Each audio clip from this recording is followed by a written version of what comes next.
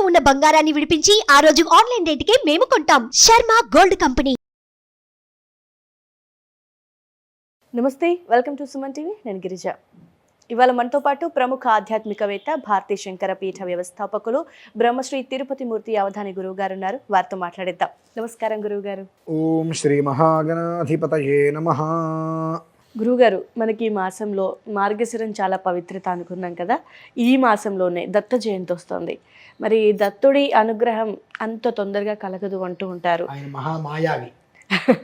So అలాంటి దత్త జయంతి రోజు ఆ దత్తుడి అనుగ్రహం పొందాలి అంటే అసలు ఏ విధంగా మనం పూజా కైంకర్యాలు చేసుకుంటే మంచిది అంటారు? ఒక్కసారి తెలియజేస్తారా? దత్త జయంతి శ్రీపాద వల్లభుడు మనకు ఈ కంచి కొంత దూరం వెళ్తే గానుగాపూర్ ఉందమ్మా. గానుగాపూర్ వెళ్ళి ప్రతి ఒక్క మనిషి దత్త భిక్ష తీసుకొని రావటం చాలా శ్రేయస్కరం. దత్తాత్రేయుడు అని అంటే మహా మాయల మరాఠీ మనిషి కదా, మాయ మరాఠీ అంటే లేనిది ఉన్నట్టుగా ఉన్నది లేనట్టుగా మనిషిని ప్రలోభానికి గురి చేస్తారమ్మా. ఆ ప్రలోభానికి గురయ్యావా నీ జీవితం దేనికి పనికిరాదు. ప్రలోభానికి గురవ్వలేదా నిన్ను వీలు పట్టుకుని నడిపిస్తాడు. ఆయన మాయ అతీతం. ఆయన గురు చరిత్ర, ఆయనకి సంబంధించినటువంటి దత్త చరిత్ర అవి పారాయణ చేస్తూ ఉంటే ఒక మిరాకిల్గా ఎవరో సంబంధం లేని వాళ్ళందరూ వచ్చి మీ దగ్గర ధారపోస్తారు. డబ్బు అంటే డబ్బు అంటే ఆ కీర్తి ప్రతిష్టలు లాంటివి ధారపోస్తారు. అవి చూసి మనకు కళ్ళు ఎత్తికెక్కినయ్యా. తర్వాత పూర్తయిన తర్వాత మనం చూస్తే కెరా ప్లాట్ఫారం.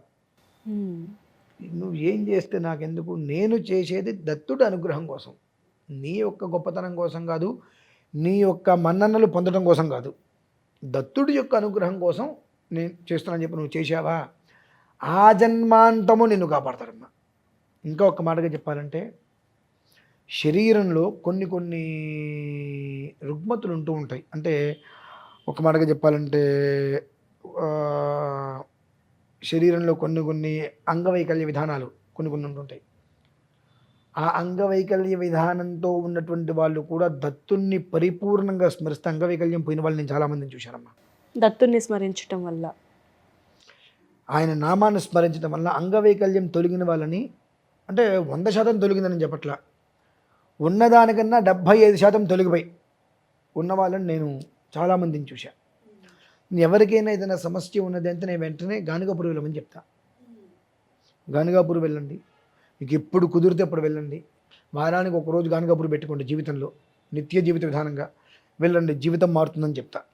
అంత గొప్ప యోగిత. అక్కడికి వెళ్ళి దత్త భిక్ష పెడతారు, అది తినరండి. ఎవడో పెట్టాడు నేను తింటమేటటువంటి ఇగోలకి పోకుండా ఆ దత్త భిక్ష తినండి, దత్త భిక్ష పెట్టిరండి. ఈ రెండు నేను చెప్తా.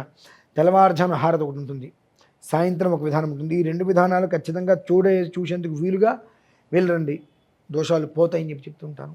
ఎందుకంటే అంత విశేషమైంది. దత్తాత్రేయ దత్తాత్రేయ దత్తాత్రేయ తవ చరణం. ఆ ఒక దత్త వైభవం, గురుగీత, దత్త చరిత్ర పారాయణ అనేటువంటిది మనిషిలో వివేకం అనేటువంటిది వృద్ధి చెందుతుందమ్మా. వయస్సు వస్తున్న కొద్దీ మూర్ఖత్వం పెరుగుతుంటుంది మనుషులకి, వివేకాన్ని కోల్పోతూ ఉంటారు. ఎందుకు కోల్పోతారంటే తెలియదు వాళ్ళకు కూడా. ఈ యొక్క దత్త చరిత్ర పారాయణ చేయటం వలన, దత్తుణ్ణి ఎప్పుడు కూడా తలుచుకుంటుండటం వలన జ్ఞానం పెరుగుతుంది. త్రిమూర్తి స్వరూపం కదమ్మా, జ్ఞానం పెరుగుతుంది, మేధస్సు వృద్ధి చెందుతుంది విపరీతంగా, ఆలోచన శక్తి పెరుగుతుంది.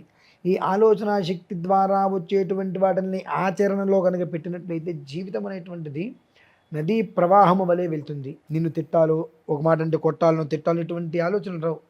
క్షమాగుణం అనేటువంటి అన్నింటికన్నా గొప్పది ఆయన ఇస్తాడు. వచ్చి ఒక్క దెబ్బ కొట్టిన ఫోన్లు కొడితే కొట్టాలి అనేటువంటి క్షమాగుణం ఆయన ఇస్తాడు. ఆ క్షమాగుణం ఎంతమందికి వస్తుందమ్మా? కష్టం. 100కి 100 మందికి రాదు. ఒక మాట అంటే 1000 మాటలు అంటాం మనం. అటువంటి క్షమాగుణం అనేటువంటిది ఆయన ఇస్తాడు. ఆ క్షమాగుణం అనేటువంటిది ప్రతి మనిషికి వస్తే మొత్తం ప్రతి మనిషిలో దత్తాత్రేయుడే ఉంటాడు. అప్పుడు కొట్టుకు ఎందుకు చేస్తారు? ఆస్తిపాస్తుల కోసం ఎందుకు తగలబడతారు? ఏ తగాదాలు ఏమీ ఉండవు. సుఖైకవంతమైన జీవితం ఏర్పడుతుంది ప్రతి మనిషికి కూడా. ఆ దత్తాత్రేయుడు, మనం దత్త జయంతి రోజున దత్తాత్రేయుడు గుర్తొస్తూ ఉంటాడు. ప్రతిరోజు పారాయణ చేయొచ్చు, ప్రతిరోజు పారాయణ చేసుకోవచ్చు. అనసూయ త్రికుమారుడు ఇలా ప్రతిరోజు మనం పారాయణ చేస్తుంటాం. ఆ పారాయణ చేస్తూ చేస్తూ చేస్తూ ఉంటే ఆయన మనని పరీక్ష పెడుతూ పెడుతూ పెడుతూ ఉంటాడు. ఇక్కడ పారాయణ చేస్తూ ఉంటాం ఏ సమస్యలు లేకుండా. పారాయణ పూర్తి అయిపోతున్నప్పుడు మగవాడు పారాయణ చేస్తే ఒక అందమైన స్త్రీ రూపంలో వస్తాడు, విఘ్నం చేస్తాడు. స్త్రీ పారాయణ చేస్తుంటే ఏదో ఒక పురుషుడు రూపంలో వచ్చి వశీకరణానికి పునుకునే ప్రయత్నం చేస్తాడు. అంటే నీ దృష్టి మళ్ళుతుందా లేదా చెక్ చేస్తారు. సామాన్యమైంది కాదు. ఒక క్షణం నువ్వు ఈరోజు నీ పారాయణ మూసేసి పక్కన పెట్టి పురాణం చూడగలిగితే నీకు 100 కోట్లు వస్తాయి. ఆఫర్స్ రకరకాలుగా నీ చుట్టూత మొత్తం ప్రలోభాలే, మొత్తం ప్రలోభాలే. పూర్వకాలంలో ఋష్యాదులు తపస్సు చేస్తుంటే ఇంద్రుడికి ఋష్యాదులు కదా రాక్షసులు తపస్సు చేస్తుంటే ఇంద్ర పదవి కోసం ఎక్కడొస్తాడని చెప్పి రంభా ఊర్వశి మేనకల్ని ఎలా అయితే కనుక వాళ్ళని భంగం చేయడానికి పంపిస్తూ ఉంటాడు. ఆ రకంగా ఏదో ఒక రూపంలో మొత్తం ఆయన చుట్టూతా మనకు ప్రలోభాలు పెట్టేస్తాడు. దేనికైనా మనం స్పందిస్తామా స్పందించమా అని. దేనికి కూడా స్పందించకుండా మన గ్రంథం మన పారాయణ మనది అని అనుకున్నారా, జీవితకాలం అన్ని నీ వశమవుతాయి. లేదా జీవితకాలం వాటి వశమవుతావు నువ్వు. అయితే హైప్ లేదంటే డౌన్. వాటి వశమయ్యావా నీకు జీవితం లేదు. నీ వశమైనయ్యా నువ్వు ఏం చెప్తావు చేస్తాయి అవి. నీ వశం కావడం గొప్ప, నువ్వు వాటి వశం కావడం కాదు. డబ్బు అనేటువంటిది నీ కంట్రోల్లో ఉండాలి. డబ్బు కంట్రోల్కి నువ్వు వెళ్తున్న పరిస్థితి ఏంటి, వ్యసనాలు వచ్చేస్తాయి నీకు. దీనికి అంటే ఆయన యొక్క చరిత్రలో ఆయన యొక్క గొప్పతనం ఎలా ఉంటుందని చిన్న కథ చెప్పి ముగిస్తా. అంటే అర్థం కావడం కోసం కేవలం ఇది. 2 మనుషులు ఉన్నారు. ఒకతను నీళ్ళలోకి దిగాడు. నీళ్ళ ఒక ప్రవాహానికి నీటి కంట్రోల్లోకి వెళ్ళిపోయాడు. అతను కొట్టుకుపోతున్నాడు. ఇంకొకతను దూకి ఆ నీటిని తన కంట్రోల్లోకి తెచ్చుకున్నాడు. ఈ నదిలో కొట్టుకుపోయే వ్యక్తిని కాపాడి తీసుకొచ్చాడు. 2 మనుషులేగా. అంటే ఆలోచనకి తొందరపాటుకి, అంటే ఆ నీటి ప్రవాహాన్ని అనుసరించి ఏ రకంగా మనం వెళ్తే నీటిని మనం కంట్రోల్ చేసుకోగలము, అడుగు ఎలా వేయాలనేటువంటి విషయం మనకు తెలియాలి. ఆ విషయం రెండో వ్యక్తికి తెలుసు. మొదటి వ్యక్తి నాకు తెలుసులే అనుకుంటూ దూకాడు, కొట్టుకుపోతున్నాడు. రెండో వ్యక్తి దూకి నీటిని తన కంట్రోల్లోకి తెచ్చుకొని మనిషిని లాక్కొచ్చాడు. అలా ఈ ఒక్క ఏదైతే కనుక ప్రలోభాలన్నీ భగవంతుడు తీసుకొస్తాడో దానికి నువ్వు ప్రలోభం కాకుండా ఆ పారాయణ నువ్వు చేసుకుంటూ వెళ్తే అవన్నీ కూడా నీ కంట్రోల్లో ఉంటాయి. అలా కాకుండా వాటిని నిద్రసి ఒక్కసారి అది వెళ్తే దెబ్బ వస్తుంది, ఇది ఇంకేదో బాగుందని చూసావా, వాటి ప్రలోభంలోకి నువ్వు వెళ్ళిపోయి వాటి వశమయ్యావా, బ్రహ్మార్పణ వస్తువు. అంటే మాయని ఛేదించేటువంటి విధానాన్ని దత్తుడిస్తాడు. అది మాయ మనకు ఎండమావులాగా. అక్కడ ఏమీ లేదు, ప్రలోభం మాయ అని హెచ్చరిస్తూనే అక్కడ అందమైంది అటు వెళ్ళు అని చెప్తుంటాడు. రెండు అది అక్కడ ఏమీ లేదు, అటు వెళ్ళొద్దని ఆయన చెప్తాడు. అటు అందమైన జీవితం ఉంది, నువ్వు వెళ్తే నీకు స్వర్గం మొత్తం ఇక్కడే ఉంది, వెళ్ళు అని రెండు ఆయన చెప్తాడు. అంటే నువ్వు మాయలో పడుతున్నావా, ఏమీ లేదు అన్న మాటకి నువ్వు జ్ఞానంలో ఉంటున్నావా అంటే నీకు రెండు ఆయనే పారాయణ చేస్తున్నప్పుడు ఆయన అక్కడ ఏమీ లేదు, ఎండమావలే, నువ్వు అటు వెళ్ళకు, నీ పారాయణ నువ్వు చేసుకో అని చెప్తాడు.